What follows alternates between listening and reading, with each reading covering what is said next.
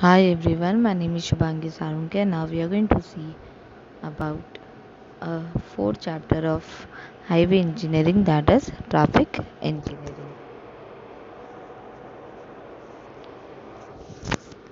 So the content of the fourth chapter is obviously the traffic volume study. We have in a previous video we have studied about traffic volume, traffic density, then the various characteristics of the traffic, the definition of the traffic engineering and everything. And we have also studied about the passenger car unit, that is the most important, you can mark it as an important and the factor which are going to affect that passenger car units. Now we are going to study about the speed, then we are going to study about the traffic control devices.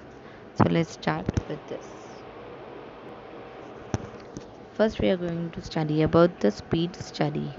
In the urban road planning system, it is most important to know the distribution and performance of the traffic on an existing road.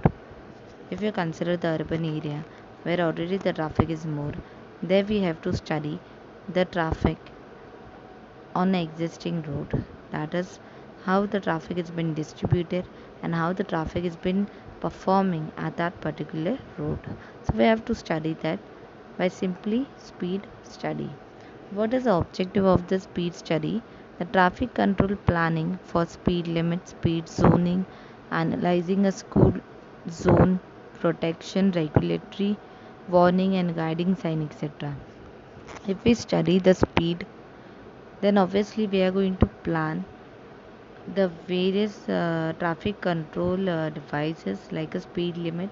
We can place somewhere or other as speed limit, then we can place a speedy zone, then obviously we can restrict the speed uh, on school areas, then we can warn about the various factors which are ahead on the road, etc.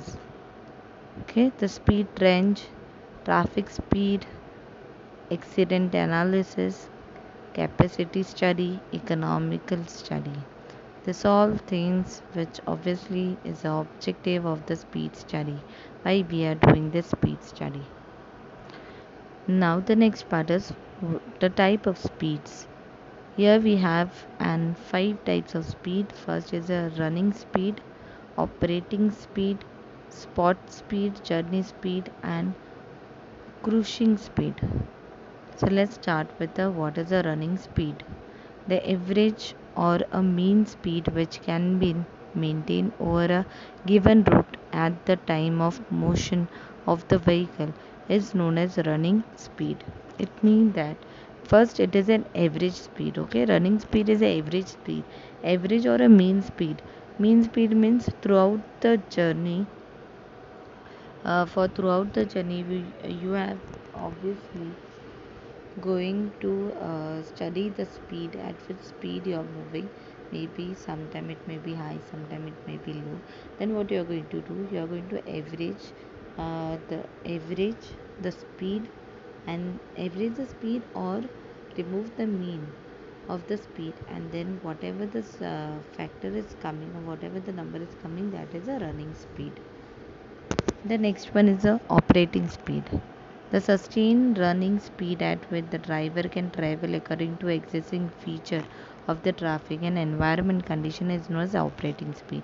Operating speed means actually the one that the driver which is driving that vehicle after facing so much of what should I say, so much of defects or so much of problem while traveling, then also if we maintain a particular speed for that for that path, so we have to consider that speed as an operating speed. Then the spot speed, the instantaneous speed or the sudden speed of the vehicle on a pavement at the specific spot is known as spot speed. Spot speed means at the particular or at the particular path or where the speed of the vehicle may be suddenly decrease or suddenly increase, at that point is known as spot speed. Then the journey speed. Journey speed means the overall speed with which a vehicle travel within the given route between the two termination is known as journey speed. Journey means all over the speed you have maintained a particular speed within the given route. Within the given route means within the origin and destination, and that particular speed is known as a journey speed. Then there is a crucian speed. What is a crucian speed? When the atmospheric condition are the only speed controlling factor, means without means uh, if there is raining, if there is a raining somewhere, then you have to decrease your speed. If there is a fog, you have to decrease your speed. If the condition is very good, the environment condition is very good, and obviously the traffic is also not present at that specific area, then obviously the speed will be more. So particularly the speed depend upon the environment factors, so or a climatic factors, that is known as a crucian speed. Then what are the method we are going to measure of the spot speed? That is a electrical meter, mirror box method, photoelectric method, radial speed meter method, then the pressure context sprig method, then the time lapse camera method. This all is a method where you can spot a particular vehicular speed.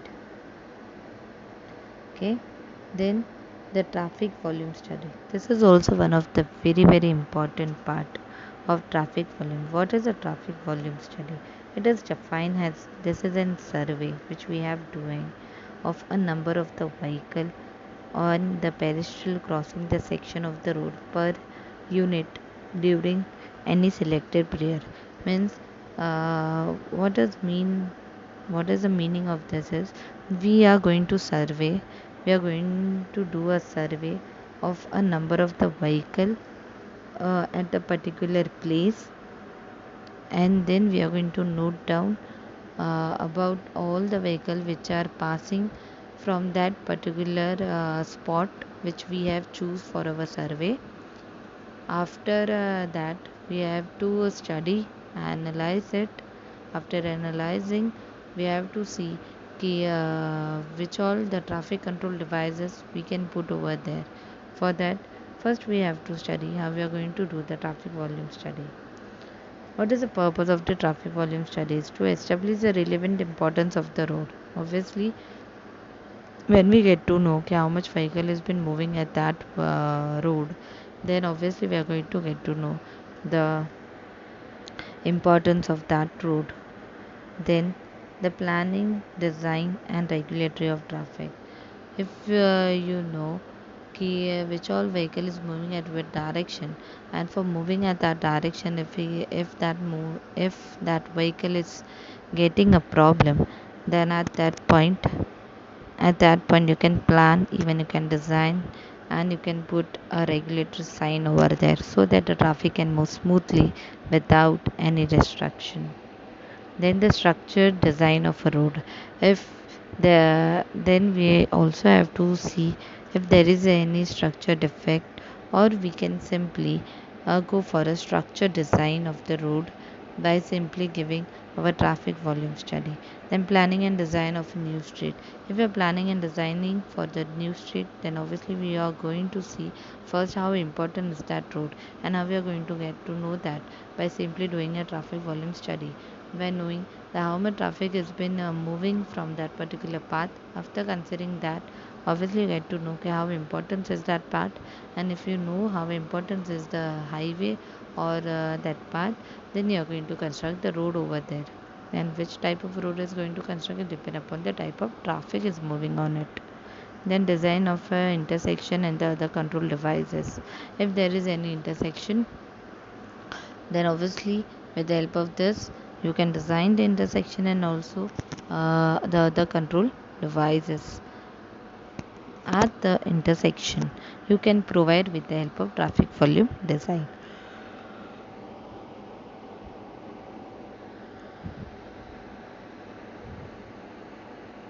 ठीक है.